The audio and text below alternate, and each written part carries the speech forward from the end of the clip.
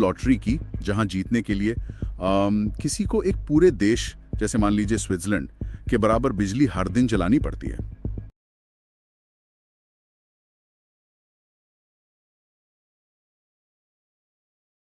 जो सबसे ज्यादा बिजली जलाएगा या जिसके पास सबसे महंगे कंप्यूटर होंगे, वही जीतेगा। सुनने में ये किसी डिस्टोपिक साईफाई मूवी का सीन लगता है। हाँ बिल्कुल।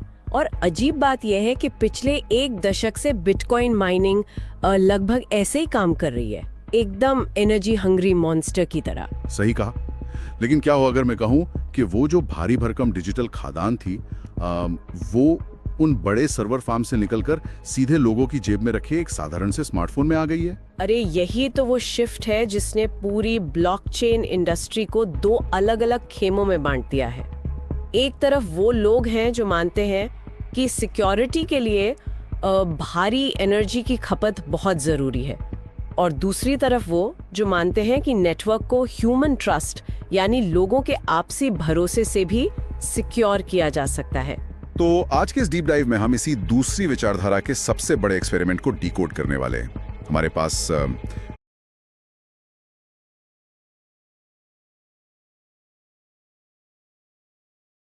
Multiply your trading power. Get up to 4x leverage. Download app. Pass data का एक काफी सॉलिड स्टैक है।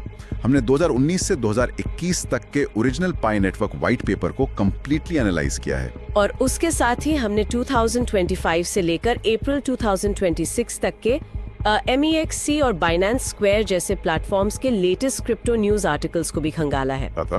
वो आज अपने मेन नेट और प्रोटोकॉल 20 के जरिए रोजमर्रा के ट्रांजैक्शंस की एक सॉलिड डिजिटल करेंसी बनने की कोशिश कर रहा है। तो चलिए सबसे पहले उस बेसिक प्रॉब्लम पर आते हैं जिसकी वजह से पाई नेटवर्क शुरू हुआ। अगर बिटकॉइन इतना ही सक्सेसफुल था तो पाई की जरूरत ही क्या थी?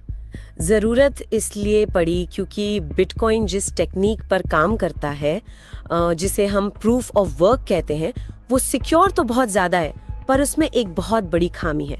ये मॉडल ओरिजिनली इस कॉन्सेप्ट पर बना था कि कोई भी आम इंसान अपने घर के कंप्यूटर से माइनिंग कर सके, जो कि अब तो प्रैक्टिकली इम्पॉसिबल है, राइट? बिल्कुल इम्पॉसिबल है। समय के साथ उसकी मैथमेटिकल पजल्स इतनी कॉम्प्लेक्स हो गई हैं कि आज एक नॉर्मल लैपटॉप से माइनिंग का सोचना भी बेकार है। आपको मिलियंस ऑफ डॉलर्स के हार्डवेयर और बेहिसाब बिजली चाहिए। तो इसका रिजल्ट ये हुआ कि जो सिस्टम ओरिजिनली डिसेंट्रलाइज होने का दावा करता था, वो घूम फिरकर चंद बड़ी कंपनीज के हाथ में चला गया। मैंने एक सोर्स में पढ़ा था कि आज सिचुएशन ये है कि 87% बिटकॉइन नेटवर्क सिर्फ 1% लोगों या माइनिंग पूल्स के पास है। वही ना, ये तो एकदम वही सेंट्रलाइज्ड बैंकिंग सिस्टम बन गया जिससे बचने के लिए क्रिप्टो बनाया गया था। सही बात है। तो पाई नेटवर्क ने इसी सेंट्रलाइजेशन को, इस मोनोपोली को तोड़ने का ट्राई किया। लेकिन बड़ा सवाल ये है कि अगर आप उन महंगे मशीन्स और बिजली के बिना नेटवर्क को सिक्योर कर रहे हैं तो ऐसा कर कैसे रहे हैं? कोई तो अलग मैकेनिज्म होगा उनका। हाँ, यहाँ पाई नेटवर्क एकदम ही अलग टेक्निकल रास्ता चुनता है। उन्होंने प्रूफ ऑफ वर्क की उन हेवी मैथ्स पजल्स को हटा दिया और उसकी जगह स्टेला कंसेंसस प्रोटोकॉल, या जिसे शॉर्ट में SCP कहते हैं, उसका यूज किया। इस SCP के कोर में एक और कॉन्सेप्ट है जिसे फेडरेटेड बिजेंटीन अग्रीमेंट कहते हैं, या FBA। Wait, federated Byzantine agreement. ये सुनने में ना लग रहा है जैसे किसी बड़ी यूनिवर्सिटी का कोई बहुत कॉम्प्लेक्स रिसर्च पेपर हो। इसको थोड़ा सिंपल वर्ड्स में ब्रेक डाउन करते हैं। ये एग्जैक्टली काम कैसे करता है? अरे नाम पर मत जाइए, कॉन्सेप्ट काफी रिलेटेबल है। इसे ऐसे समझते हैं, मान लीजिए कॉलेज कैंपस में कोई अफवाह फैलती है कि आज कैंटीन में फ्री पिज्जा मिल रहा है। एकदम बेस्ट अफवाह। हाँ, पर अब इस बात की सच्चाई कैसे पता चलेगी? कॉलेज का प्रिंसिपल, जो कि एक सेंट्रलाइज्ड अथॉरिटी है, वो तो आकर अनाउंसमेंट नहीं कर रहा। उसकी जगह स्टूडेंट्स के छोटे छोटे ग्रुप्स हैं।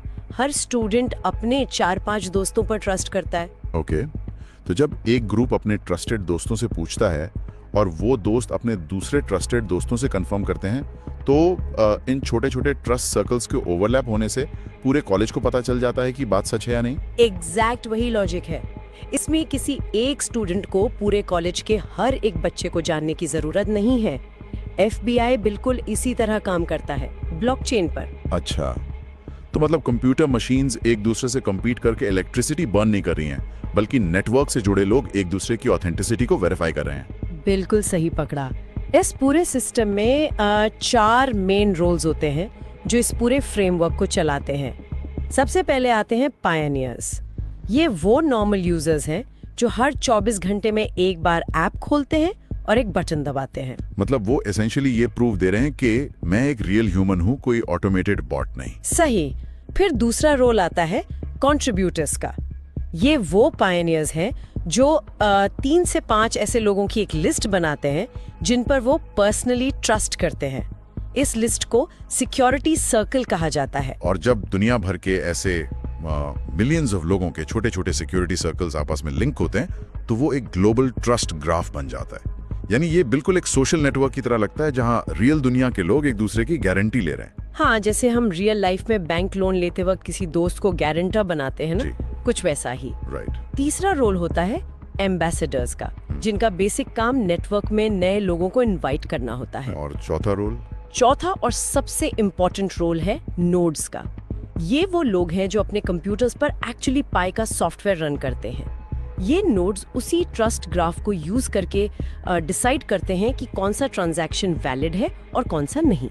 तो इफेक्टिवली बिना मैसिव हार्डवेयर के सिर्फ आपसी ट्रस्ट पर ये ब्लॉकचेन सिक्योर हो जाती है। सुनने में टेक्निकल पर्सपेक्टिव से ये बहुत ही ब्रिलियंट लगता है, लेकिन चलिए अब इसके इकोनॉमिक्स यानी टोकनॉमिक्स पर आते हैं, क्योंकि ऑनेस्टली फाइनेंस की दुनिया में सबसे बड़ा सवाल सप्लाई का होता है। अगर कोई भी सिर्फ फोन पर बटन दबाकर टोकन जनरेट कर रहा है तो मार्केट में तो इनकी बाढ़ आ जाएगी। हमारे सोर्सेज बताते हैं कि पाई की टोटल सप्लाई 100 बिलियन तय की गई है। 100 बिलियन। हाँ, नंबर बहुत बड़ा है। बहुत ही ज्यादा बड़ा है। ये फिगर तो सीधे सीधे हाइपर इन्फ्लेशन का परफेक्ट फॉर्मूला लगता है। मतलब अगर सबके पास इतने सारे टोकन्स होंगे तो उसकी वैल्यू क्या ही बचेगी मार्केट में। ये डर बिल्कुल नेचुरल है, और जब भी कोई इकोनॉमिस्ट पहली बार ये 100 बिलियन का फिगर सुनता है ना, तो उनका फर्स्ट रिएक्शन यही होता है। लेकिन इसके पीछे का जो टोकनॉमिक्स डिजाइन किया गया है वो काफी स्मार्ट है। ये 100 बिलियन टोकन्स एक ही दिन में मार्केट में डंप नहीं हो रहे हैं। तो किस तरह से डिवाइड किया है इसको? इस टोटल सप्लाई को 2 हिस्सों में बांटा गया है। पहला 20% यानी 20 बिलियन जो कोर टीम के लिए है, जो इस पूरे नेटवर्क को बिल्ड और रन कर रही हैं। और दूसरा हिस्सा 80% यानी 80 बिलियन पाई कम्युनिटी के लिए रिजर्व रखा गया है। लेकिन ये 80 बिलियन कम्युनिटी टोकन्स भी तो एक साथ रिलीज नहीं किए जा रहे होंगे ना? बिल्कुल नहीं। इस 80 बिलियन को भी काफी स्ट्रेटेजिकली डिस्ट्रीब्यूट किया गया है। इसमें से 65 बिलियन सिर्फ और सिर्फ माइनिंग रिवॉर्ड्स के लिए है। इसमें पास्ट में जो माइनिंग हो चुकी है और फ्यूचर में जो होगी, दोनों शामिल हैं। ओके, और बचे हुए 15 बिलियन का क्या? उनमें से 10 बिलियन इकोसिस्टम और फाउंडेशन के डेवलपमेंट के लिए हैं, जैसे नए डेवलपर्स को ग्रांट्स वगैरह देना। और बाकी के बचे हुए 5 बिलियन लिक्विडिटी पूल्स के लिए सेट असाइड किए गए हैं, ताकि जब एक्सचेंज पर आना हो तो मार्केट बिना किसी रुकावट के चलता रहे। ठीक है, मैं मैथमेटिक्स समझ गया, पर फिर भी 65 बिलियन माइनिंग रिवॉर्ड्स बहुत बड़ा नंबर है। सिस्टम ये कैसे अश्योर करेगा कि लोग एक ही दिन में अपना सारा पाई बेचकर निकल ना जाएं? उसके लिए पाई नेटवर्क एक मैथ फॉर्मूला यूज करता है, जिसे उन्होंने लॉगरिथमिकली डिक्लाइनिंग फंक्शन नाम दिया है। वेट, लॉगरिथमिक डिक्लाइन, ये काफी हेवी टर्म्स हो गए। क्या इसका सिंपल मीनिंग ये है कि जो लोग इस पार्टी में जल्दी आए उन्हें केक का बड़ा पीस मिला, और जो लोग अब आएंगे उन्हें बहुत छोटा टुकड़ा मिलेगा? हाँ, एकदम परफेक्ट एनालॉजी है। जैसे जैसे नेटवर्क में लोग बढ़ते हैं, या जब भी नेटवर्क एक सर्टेन माइलस्टोन क्रॉस करता है, जैसे 10 मिलियन या 50 मिलियन यूजर्स, तो बेस माइनिंग रेट ऑटोमेटिकली आधी या उससे भी कम हो जाती है। अच्छा, तो शुरू में रेट हाई था? बहुत हाई था।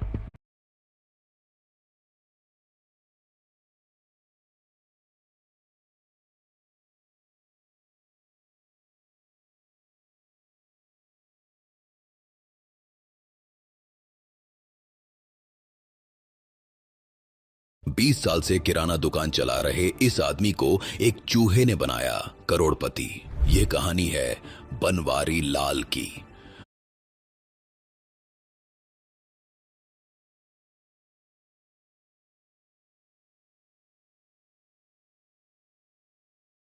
बहुत हाई था। जब पाई इनिशियली शुरू हुआ था तो लोग दिन में आराम से कई टोकन्स माइन कर लेते थे। आज की डेट में एक टोकन माइन करने में शायद हफ्तों लग जाएं। पर सबसे बड़ा ट्विस्ट तब आया जब इनका मेननेट लॉन्च हुआ। मेननेट आने के बाद तो उन्होंने माइनिंग का फॉर्मूला ही पूरा बदल दिया। तो अब सप्लाई कंट्रोल करने के लिए इनका नया तरीका क्या है? अब उन्होंने लॉकअप रिवॉर्ड्स शुरू कर दिए हैं। ये प्रैक्टिकली ह्यूमन साइकोलॉजी के साथ प्ले करने का और सप्लाई को रोकने का एक गेम है। अगर कोई पायनियर अपनी माइन की हुई पाई को 1 से 3 साल तक के लिए लॉक करने का डिसाइड करता है, यानी वो उसे बेच नहीं सकता, तो उसको फ्यूचर माइनिंग स्पीड में एक मैसिव बूस्ट मिलता है, लगभग 200% तक का। ओह, आई सी। मतलब आप उनको लालच दे रहे हैं कि देखो, अगर तुम आज टोकन मार्केट में डंप नहीं करोगे तो हम तुम्हें फ्यूचर में और ज्यादा टोकन्स देंगे। एग्जैक्ट वही स्ट्रैटेजी है। इसके अलावा अगर आप पाई ब्राउजर पर अलग अलग ऐप्स यूज करते हैं तो उस ऐप यूजेज का अलग रिवॉर्ड मिलता है, और जो लोग नोड रन कर रहे हैं, अपना सीपीयू और इंटरनेट प्रोवाइड कर रहे हैं, उन्हें उनके अप टाइम के हिसाब से अलग रिवॉर्ड मिलता है। तो बेसिकली ये पूरा सिस्टम लोगों को क्विक कैश आउट करने के बजाय इकोसिस्टम में एक्टिव रहने और टोकन होल्ड करने का एक सॉलिड रीजन दे रहा है। ये मैथमेटिकली तो स्मार्ट लगता है, लेकिन एक सेकंड के लिए इन फॉर्मूला से बाहर आते हैं। हाँ, बताइए। मान लीजिए मैं थोड़ा शातिर दिमाग का हूँ। हाँ, मैं 100 सस्ते स्मार्टफोन्स खरीद लाता हूँ, उन सब में अलग अलग फेक अकाउंट्स बनाता हूँ और बॉट्स के थ्रू ऑटोमेटिक माइनिंग चालू कर देता हूँ। तब तो मैं ये सारा लॉगरिथम और लॉकअप बाईपास कर जाऊंगा ना। फिर ये सिस्टम मुझे रोकेगा कैसे? और यहीं पर पाई नेटवर्क की सबसे बड़ी और शायद इनकी सबसे कंट्रोवर्शियल दीवार सामने आती है, और वो है KYC, यानी know your customer. Oh, KYC process. हाँ, पाई नेटवर्क की इस मामले में स्ट्रिक्ट जीरो टॉलरेंस पॉलिसी है। 1 पर्सन 1 अकाउंट। जब तक आपकी ऑफिशियल गवर्नमेंट आईडी वेरीफाई नहीं होती, आपने ऐप पर चाहे 1 लाख टोकन्स क्यों ना दिख रहे हो, वो बस स्क्रीन पर एक नंबर है। आप उन्हें असली ब्लॉकचेन यानी मेन नेट पर ट्रांसफर कर ही नहीं सकते। लेकिन यहाँ मुझे कन्वेंशनल क्रिप्टो आइडियोलॉजी को थोड़ा चैलेंज करना होगा। अगर हम पहले की क्रिप्टो सोचें, जैसे बिटकॉइन, तो क्रिप्टो करेंसी का तो बेसिक बर्थ ही एनोनिमिटी और प्राइवेसी के लिए हुआ था ना। हाँ, सतोशी नकामोटो का तो कॉन्सेप्ट ही यही था कि हमें गवर्नमेंट या बैंक को अपनी आइडेंटिटी नहीं बतानी पड़े। सही कह रहे हैं, ये डिबेट बहुत पुरानी है। तो क्या इतनी स्ट्रिक्ट KYC पॉलिसी पाई नेटवर्क को वापस उसी बैंकिंग सिस्टम जैसा नहीं बना देती जिससे हम बचने की कोशिश कर रहे थे?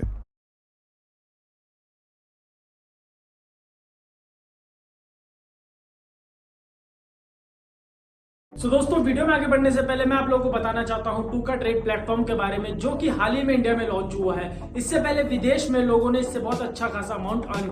वो वापस उसी बैंकिंग सिस्टम जैसा नहीं बना देती जिससे हम बचने की कोशिश कर रहे थे? ये पॉइंट क्रिप्टो कम्युनिटी में हमेशा उठता है, पर हमें पाई के एंड गोल को समझना पड़ेगा। पाई का टारगेट सिर्फ एक डिजिटल गोल्ड बनना नहीं है जिसे लोग बस चुपचाप अपनी वॉल्ट में रखकर भूल जाएं। इनका मेन फोकस यूटिलिटी पर है, रोजमर्रा के ट्रांजैक्शंस। ठीक है, यूटिलिटी इंपॉर्टेंट है, पर आइडेंटिटी क्यों? क्योंकि जब हम Web3 और रियल वर्ल्ड बिजनेसेस को इंटीग्रेट करने की बात करते हैं ना, तो कंप्लीट एनोनिमिटी का मतलब होता है स्कैम्स, मनी लॉन्ड्रिंग और फ्रॉड्स। अगर कोई मर्चेंट पाई के बदले सच में कार या ग्रोसरी बेच रहा है, तो उसे ये कॉन्फिडेंस चाहिए कि नेटवर्क में कोई फेक बॉट्स नहीं है, सिर्फ रियल लोग हैं। लेकिन बॉट्स को रोकने के लिए सिर्फ आईडी कार्ड मांगना इनफ है क्या? आईडी कार्ड के अलावा इनके पास और भी लेयर्स हैं, जैसे किसी भी नए यूजर को KYC अप्लाई करने से पहले ऐप पर कम से कम 30 दिन तक माइनिंग करनी पड़ती है। इससे होता यह है कि बॉट फार्म्स इंस्टेंटली अकाउंट बनाकर वेरीफाई नहीं कर पाते। एक बफर मिल जाता है उन्हें बॉट्स डिटेक्ट करने का। बिल्कुल। और अब इनका एक नया रूल भी आया है कि KYC कंप्लीट करने के लिए एक 6 महीने का ग्रेस पीरियड होगा। वेट, और अगर कोई उन 6 महीनों में अपना KYC वेरीफाई नहीं करवा पाता है तो उसके टोकन्स का क्या होगा? वो ब्लॉक हो जाएंगे? ब्लॉक नहीं, वो परमानेंटली बर्न हो जाएंगे। यहाँ पे टेक्निकली कहें तो वापस सिस्टम के मेन माइनिंग पूल में चले जाएंगे, ताकि आगे आने वाले असली लोग उन्हें माइन कर सकें। ओह वाओ, तो फेक या इनएक्टिव लोगों के टोकन्स वापस रिडिस्ट्रीब्यूट हो जाएंगे। और इस स्ट्रिक्ट KYC प्रोसेस का सबसे बड़ा रिजल्ट ये निकलता है कि जब भी कोई रियल वर्ल्ड बिजनेस पाई नेटवर्क के साथ जुड़ता है, तो उसे एक 100% वेरीफाइड यूजर बेस मिलता है। उसे पता होता है कि यहाँ 50 मिलियन से ज्यादा असली वेरीफाई किए हुए इंसान हैं, और यही वेरीफाइड ट्रस्ट Web3 अडॉप्शन के लिए सबसे जरूरी चीज है। चलिए मान लिया कि सारे असली इंसान वेरीफाई हो गए हैं और उन्होंने अपने टोकन्स मेननेट पर माइग्रेट भी कर लिया, लेकिन अब आती है कहानी की सबसे बड़ी मिस्ट्री। ये लोग उन पाई टोकन्स का घर क्या रहे हैं? क्योंकि क्रिप्टो की आम दुनिया में तो लोग टोकन्स बस खरीदते हैं और होल्ड करके बैठ जाते हैं। हाँ, वही होडल वाला कल्चर। एग्जैक्टली लोग वेट करते हैं कि कब इलॉन मस्क कोई मीम ट्वीट करे और उनके कॉइन का प्राइस मून पर चला जाए। पर अप्रैल 2026 का जो डेटा हमने डिकोड किया है वो एक अलग ही पिक्चर दिखा रहा है। पाई नेटवर्क अब प्रोटोकॉल 20 पर अपग्रेड हो गया है। और आपको बता दूं, ये प्रोटोकॉल 20 का अपग्रेड कोई नॉर्मल बग फिक्स या रूटीन अपडेट नहीं है। ये पाई की हिस्ट्री का शायद सबसे बड़ा लीप है।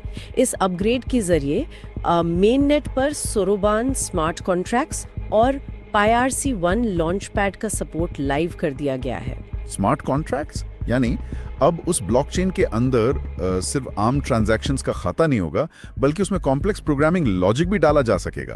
तो इसका रियल वर्ल्ड में क्या इम्पैक्ट दिख रहा है? इम्पैक्ट बहुत मैसिव है। इसका सीधा मतलब ये है कि पाई अब सिर्फ एक साधारण माइनिंग टोकन नहीं रहा, ये अब एक प्रोग्रामेबल Web3 एसेट बन चुका है। I see. स्मार्ट कॉन्ट्रैक्ट्स का मतलब है कि अब डेवलपर्स पाई नेटवर्क के ऊपर डायरेक्टली डिसेंट्रलाइज्ड फाइनेंस यानी DeFi एप्स बना सकते हैं। लोग ऑटोमेटेड पेमेंट सेट कर सकते हैं, सब्सक्रिप्शन चला सकते हैं और कॉम्प्लेक्स बिजनेस एग्रीमेंट्स एग्जीक्यूट कर सकते हैं, और ये सब बिना किसी मिडलमैन या बैंक के होगा। मुझे इस पूरे शिफ्ट को एक एग्जाम्पल से क्लियर करने दीजिए।